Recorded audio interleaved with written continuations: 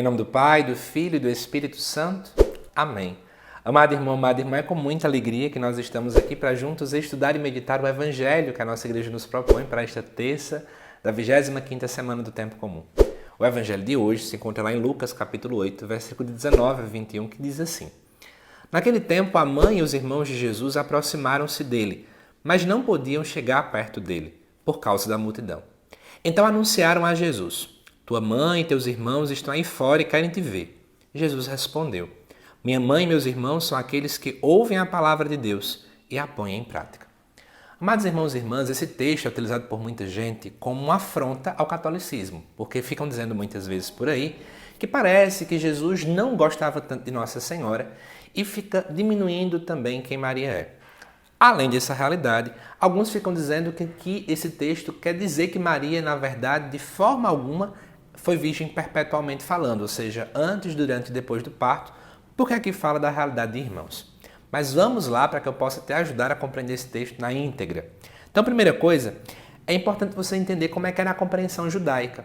A grande compreensão que se tinha era de que a salvação era meio que sanguínea, ou seja, para que eu pudesse ser alguém coerente, alguém que fosse salvo, alguém do povo de Deus, eu precisava também ser filho de alguém que também fosse daquela linhagem sanguínea.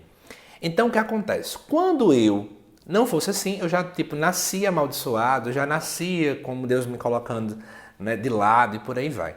E Jesus quer mostrar que no seu reino, ele quer superar essa mentalidade que o povo tinha. Então, o que acontece? Jesus agora começa a mostrar que a vontade de Deus está muito acima desses laços sanguíneos. Ou seja, pertencer à família de Deus agora é muito mais do que pensar apenas no sangue, mas é pensar em fazer a vontade de Deus, pondo-a em prática no nosso dia a dia.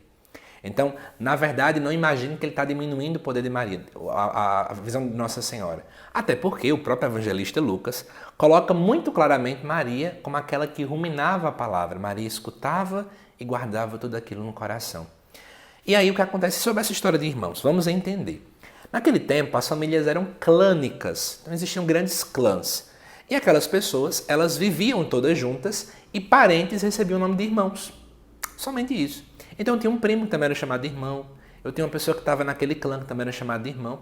Então a família era clânica. Então, na verdade, o termo irmão, ele sim pode e deve sim remeter a parentes. Então esse texto não necessariamente deseja nos dizer que Maria de fato tinha outros filhos. Mas, para finalizar este vídeo, o que é que esse texto quer nos interpelar neste dia de hoje? Se nós de fato queremos pertencer à grande família de Deus, que é a igreja, nós precisamos ser aqueles que ouvem a palavra e a põem em prática. Olha que interessante, não é apenas ouvir e não é apenas pôr em prática. Porque algumas pessoas sabem fazer coisas muito boas, pondo em prática, mas fazem sem uma motivação, sem ser porque escutaram a palavra. E isso pode levar elas a um desgaste, que um dia elas vejam que não conseguem mais colocar a coisa para frente.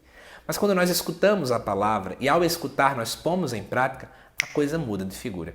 Porque eu faço por uma motivação muito maior. Eu faço porque Deus me ensinou. Eu faço porque o Espírito Santo me impele. Eu faço porque eu sou templo vivo do Espírito Santo. Espero que você tenha gostado do estudo e meditação de hoje.